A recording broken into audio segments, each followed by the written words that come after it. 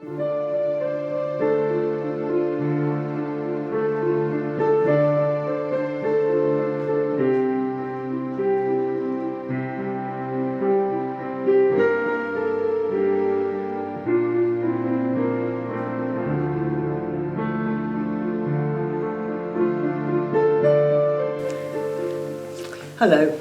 Today Robert has asked me to talk about Advent and love. Well, we often complain that all the noisy stuff obscures the true meaning of Christmas.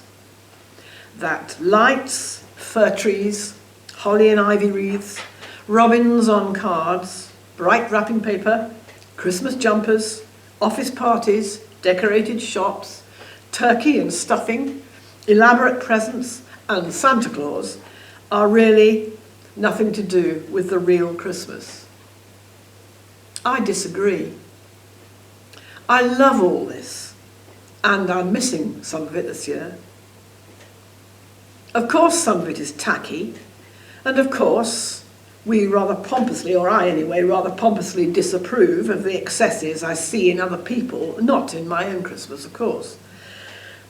And of course, Christmas is, as we say, commercialised, whatever that means. And of course, seriously, we must learn to endanger the planet less with our plastic and artificial colourings and unnecessary travelling. But I think Christmas, with all its accumulated merriment, is a wonderful expression of love for each other. We express ourselves in a multitude of ways about a multitude of things all through the year. This is as true of us Christians as it is of everybody. We use the signs of spring to help us rejoice at the resurrection of Jesus at Easter and the coming of the Holy Spirit at Whitsun at Pentecost. In autumn and at the start of winter, when the clocks go back and the nights get dark, we remember our dead in prayer. And at Christmas, at the darkest time of the year, we proclaim the light of the world, the coming of God amongst us in our difficult lives. Remember the words of John's Gospel, which we read in church every Christmas. The light shines in the darkness, and the darkness did not overcome it. Is it frivolous of us to light candles and strings of tiny lights? I really don't think it is. But this year, our expressions of love for each other at Christmas are different. We have great hopes from the vaccines, of course, so things look better for next year, or the year after, than seemed likely for a time. Some of us are going to manage to meet the people we love at Christmas, but many of us are not going to do that. Some of us have met tragedies this year.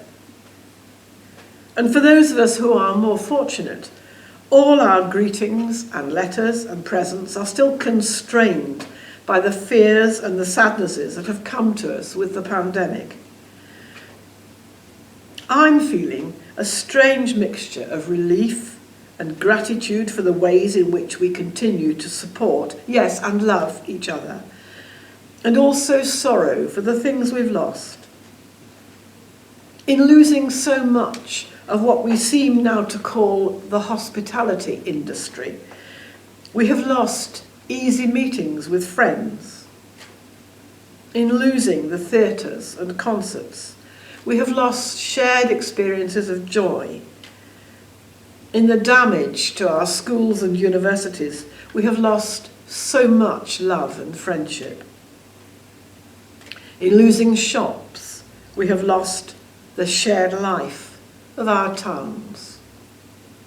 And that's even before we contemplate the poverty of those who have lost their jobs. Perhaps, though only perhaps, we have also learned things about the way we live. We've surely learned a lot about the underfunding over many years of the National Health Service. and the underpayment of many people who work for it. We've been given a chance to recognise our indecisions and carelessnesses about how we care for the very elderly and how little we pay the people who do that for us by working in what we call care homes. We have perhaps recognised how important to us are the people who work in shops or drive delivery vans or manage the disposal of our waste, and how poorly some of them are employed with low wages and little security. In other words, as we prepare for Christmas this year, we mourn not only thousands of people, but also things we have lost. And we hope and pray for their return, for the return of our easy family meetings, our times with friends, all the things that we do when we love each other. We know, as perhaps we didn't know before, how crucial it is for us to be able to love other people and to show our love for them. But also, as we contemplate Christmas this year, can we perhaps begin to understand the many failings of love that we unwittingly perhaps commit? The poverty, the anxiety are all around us. Your generosity to the food bank, for example, shows that at some level we do know all this. What more can we, in love, do about it? In the middle of the Second World War, in 1942, the then Archbishop of Canterbury, William Temple, wrote a very short book called Christianity and Social Order. It's a tiny, thin, early, orange-covered penguin book, a pamphlet really. It has a central message, which is that Christians must engage with public affairs, with the ways in which society is structured, and that in their generation they had to begin to plan and preach about afresh how they would live together when the war ended. His book begins like this. These are its opening words. The claim of the Christian Church to make its voice heard in matters of politics and economics is very widely resented, even by those who are Christian in personal belief and in devotional practice. It is commonly assumed that religion is one department of life, like art or science, and that it is playing the part of a busybody when it lays down principles for the guidance of other departments, whether art and science or business and politics. William Temple goes on to argue, on the contrary, that the Christian Church has indeed engaged with social and political issues through the centuries, sometimes in better ways than in others. But mainly, he is concerned to stir debate about equality and inequality in wealth, in education, in housing, in our modern society. And he argues for a better managed society. He died before the end of the war, and others had to carry on his work. And indeed, Christians played a part in the establishment of the National Health Service and of the welfare state, which we, in our time, are seeing largely dismantled. If COVID has taught us anything, surely it has taught us that while many of us are still secure in our lives, though no doubt sad, many, many others are rendered poor or even destitute. What can we do about it? How, first of all, can we ourselves who are not poor learn to love the poor? I'm not being either frivolous or romantic. I have to accept that I fear people very different from myself, and also that I fear being condescending to them. It is so easy to keep away from people different from ourselves. But we have to listen and to learn. Surely we are challenged afresh this Christmas to remember how Jesus welcomed all who came to him in humility, and how he was not afraid of the poor or the sick or the peculiar.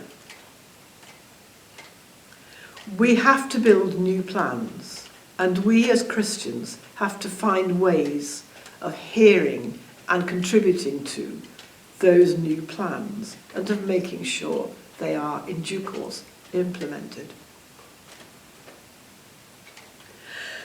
Our two present archbishops have just issued a challenge to us.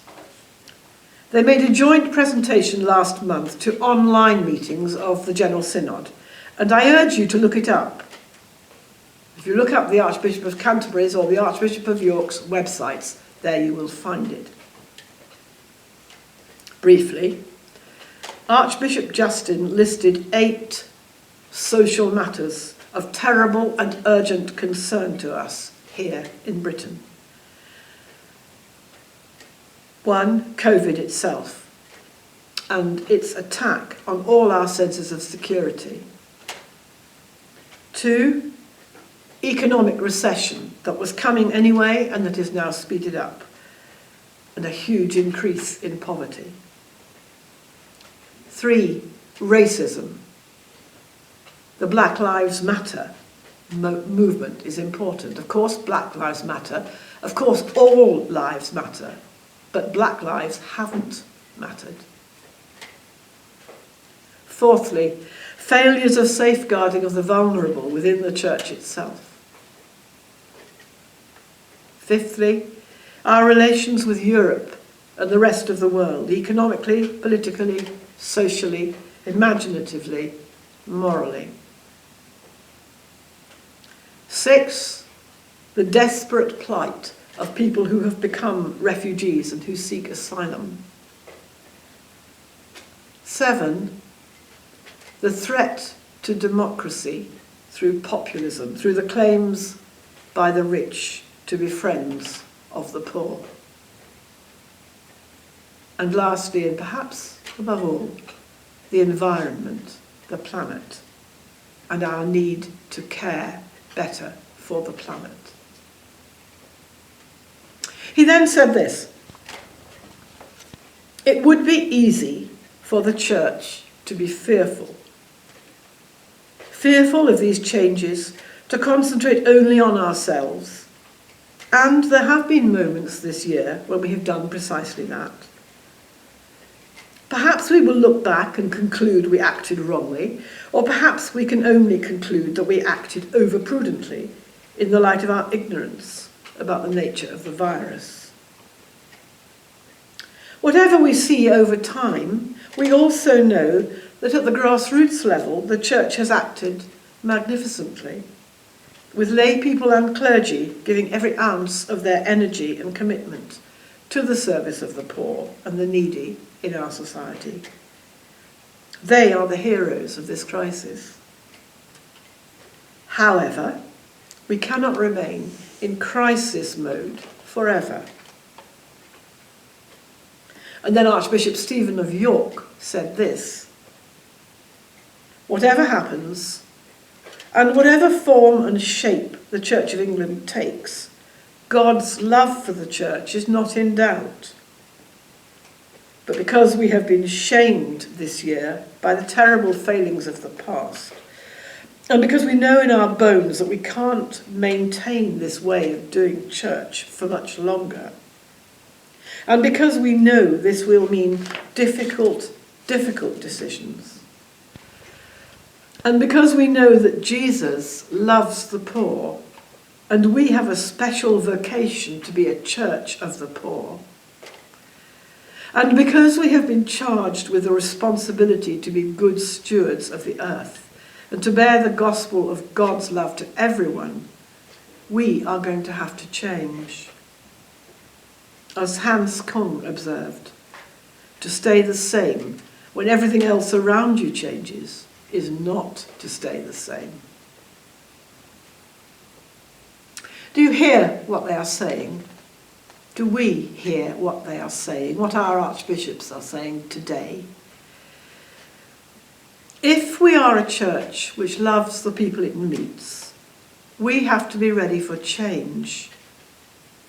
We mustn't just try in church or in any aspect of our lives to keep things as they are, with our ancient buildings and beautiful music and language, with our cars, with our presents, with our comfortable jollities, much though we value all these things. The church as it is at present is part of a long past. Beautiful and valuable, it has brought the truth of Jesus to us. But now we have to think hard about a much more difficult future. In love, we have to challenge ourselves and each other as a church. When Advent is over, but still during the season of Christmas that stretches through January, I pray that we in these parishes can begin to talk to each other afresh about how to live with the love of God and in love for each other. Small steps. Let us not frighten each other. But we know we have to talk about raising more money and explaining that the church is not funded by the state, but we also have to talk about looking after each other and about what we need to say to the media and to Parliament and to our neighbours. We mustn't be afraid to disagree sometimes. It is entirely possible to disagree and to explain and explore our differences while still loving each other. Let us learn in love to talk to each other and to learn from each other afresh. Happy New Year.